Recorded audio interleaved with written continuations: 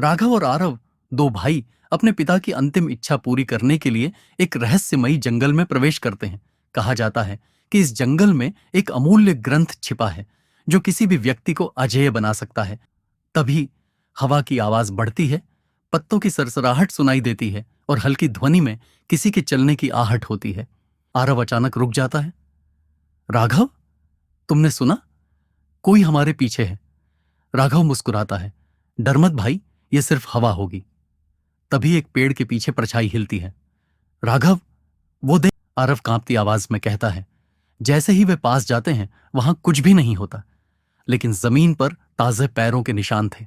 रात गहराने लगती है। अचानक राघव की आंखों के सामने एक पत्थर खुद ब खुद हवा में उठने लगता है और जमीन पर एक रहस्यमयी भाषा में कुछ लिखा दिखाई देता है। जो स्वयं को सर्वशक्तिमान समझे वही नष्ट होगा। आरव घबरा जाता है। क्या हमें यहां से लौट जाना चाहिए? राघव ठहर कर सोचता है।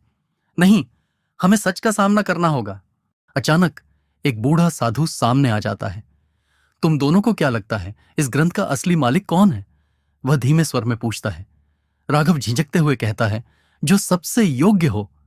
साधु हंसता है। तो साबित करो अपनी योग्यता। साधु एक तलवार निकालता है और हवा में वार करता है। हवा में एक दरवाजा प्रकट होता है।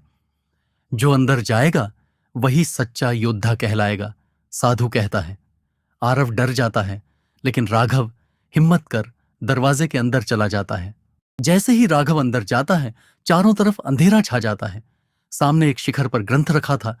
जैसे ही वह उसे छूता है, तुम्हारी परीक्षा पूरी हुई, साधु प्रकट होता है। लेकिन अब वह कोई साधारण व्यक्ति नहीं था, वह एक दिव्य शक्ति थी। सच्ची शक्ति ज्ञान में है, न कि किसी ग्रंथ में। तुमने लालच को छोड़कर सत्य को अपनाया, यही तुम्हारी सबसे बड़ी जीत है।